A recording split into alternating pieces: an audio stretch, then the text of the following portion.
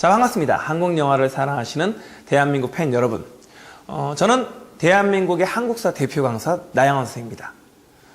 제가 여러분에게 오늘 소개할 영화는 간신이란 영화입니다. 간신. 간사할 간자에 신하 신을 말하고 있습니다. 하지만 이 영화에서 간신은 우리가 알고 있는 간사한 신하를 의미하는 것이 아니라 실제로 왕을 쥐락펴락하는 왕의 왕을 말하고 있습니다. 영화 속 주인공이자 실제적인 역사적 인물이었던 임승재는 대사 중에 이런 말을 합니다. 왕을 다스릴 힘이 바로 내 손 안에 있나이다. 내가 바로 왕의 왕이란 말입니다. 라는 말을 합니다. 임승재는 왜 이런 말을 할 수 있었을까요? 임승재가 이런 말을 한 배경은 무엇이었을까요? 그 사실을 알기 위해서는 실제로 역사적 공간으로 우리가 한번 떠나봐야 됩니다. 준비되셨습니까? 한번 떠나보겠습니다. 이때는 바야흐로 1505년 연산군 시절을 바탕으로 하고 있습니다. 그러면 연산군이라는 왕은 어떤 왕이었을까요?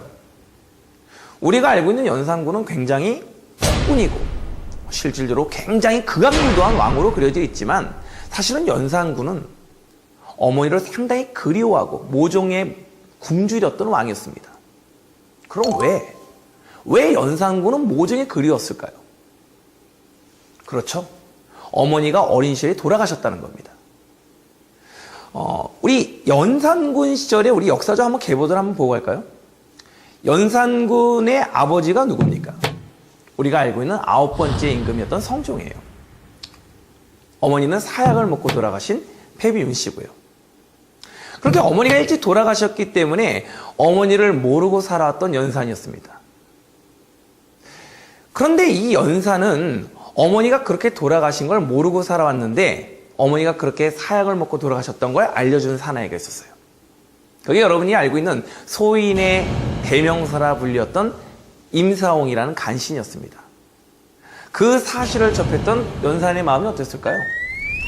굉장히 마음이 분노에 차 있을 거예요. 그래서 어머니 원수를 한번 갚아볼까?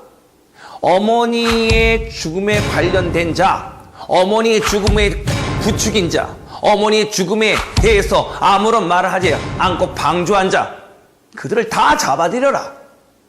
내가 그들을 가만두지 않겠노라. 해서 어머니 원수를 갚자.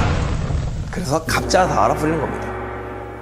이 갑자사화로 인해서 많은 신하들과 어머니의 죽음에 관련된 많은 사람들이 죽음을 맞이하게 되었습니다.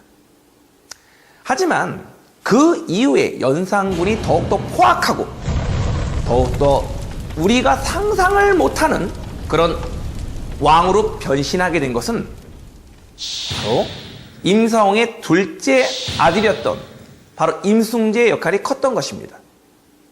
역사 속에서 임승재는 실질적으로 술과 가문에 능하고 남의 마음을 굉장히 잘 헤아리는 자이다. 이런 말을 하고 있습니다. 연산은 임승재에게 이런 말을 해요. 이 조선에 있는 정말로 이쁜 여자들을 모아다 정말 연희다운 연희를 한번 만들겠노라. 이렇게 말을 하죠. 그런 연산의 마음을 너무나도 잘 읽고 있었죠.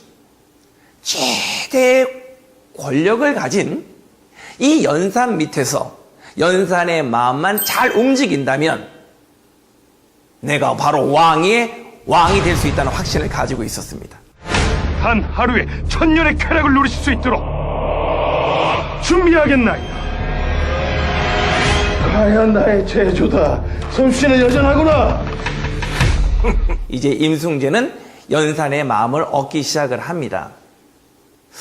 그렇다면 이런 최대 권력자였던 연산 밑에서 또 다른 권력을 가지고자 싶은 또 다른 여인이 있었죠. 그게 여러분이 다 알고 있는 바로 장록수란 여자입니다. 장록수는 이뻤을까요? 그렇게 이쁘지는 않았습니다.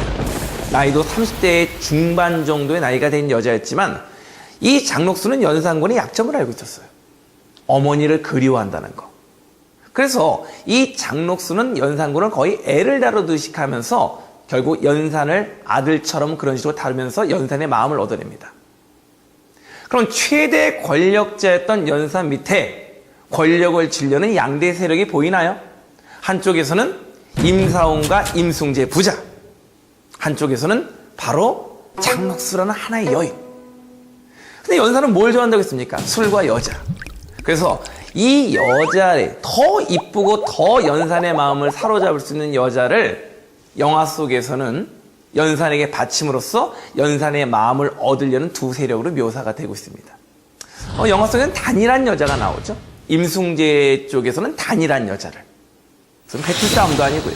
그리고 이쪽 장록수에서는 바로 설중매란 여자를 통해서 권력을 잡으려는 최대 권력의 드라마가 펼쳐지는 겁니다. 이것을 배경으로 바로 이 영화, 간신이란 영화가 탄생된 거죠. 이 둘에게 채홍사의 전권을 하사하겠노라. 이라! 이제 이 임승재가 연산으로부터 맡았던 채홍사라는 관직에 대해서 한번 살펴보도록 할게요. 채홍사라는 관직은 실제 관직이었습니까? 아니면 영화 속에 만든 픽션이었을까요? 실제 관직이었어요. 채집한다. 홍. 부끄럽습니까? 붉은홍자. 뭐예요? 여자를 의미합니다. 원래 의미는 채홍 준사였어요. 여자와 명마를 채집하는 바로 관직이었던 겁니다. 임승재는 이래서 명마와 전국에 있는 바로 어여쁜 여인들을 수집을 합니다. 실제로 기생뿐만 아니라 실제로 일반 민가의 여자들 그리고 승려들까지도 가리지 않고 뽑아서 1만 명의 여자를 채우겠습니다. 내가 왕에게 1만 명의 여자를 바치겠습니다. 동서양을 막론하여 최대의 바로 유의를 즐길 수 있는 그런 장을 한번 만들어 보겠다는 것이 바로 임승재의 생각이었고 그걸 통해서 연산의 마음을 사로잡으려고 했던 거죠.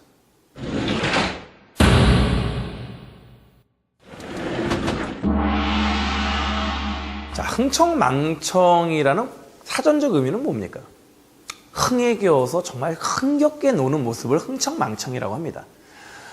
항상 그 시대의 언어는 그 시대의 문화를 담고 있다는 건 알고 있어요? 우리가 흥청이라는 말을 알고 있지만 사실은 흥청 전에 연산군이 아까 채홍사라는 관직을 통해서 전국에 있는 미녀를 잡아들이죠. 그 미녀들을 잡아들인 미녀들을 우리는 운평이라고 하고요. 그 운평 중에서도 정말로 이쁘고 정말로 궁궐로 들어갈 수 있는 자질을 가진 사람들, 한마디로 얼굴도 이뻐야 되고요. 노래도 잘해야 됩니다. 이런 사람들을 우리는 흥청이라고 말을 합니다.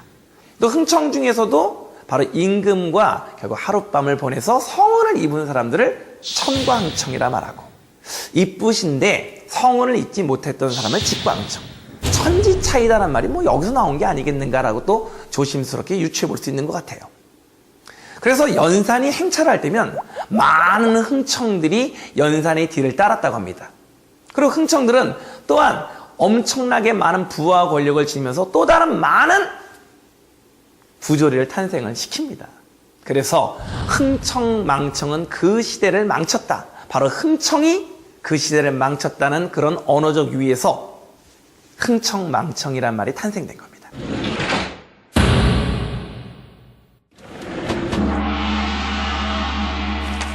간신한 영화를 더 재밌게 볼 수 있는 방법에 대해서 말씀드려볼게요. 첫째, 이 영화는 실제적 역사적 사실을 바탕으로 한 영화라는 것을 말씀드리고 싶어요. 여기 나왔던 임승재, 임사홍, 장록수, 그리고 채홍사 이런 관직들조차도 철저하게 실제로 있었던 관직이었다. 둘째는 이 영화의 가장 중요한 그 포인트는 바로 절대 권력자였던 연산을 등에 업고 결국 권력을 쥐려는 임사홍 부자와 그리고 장록수 간의 아주 최대의 권력 다툼을 그리고 있다.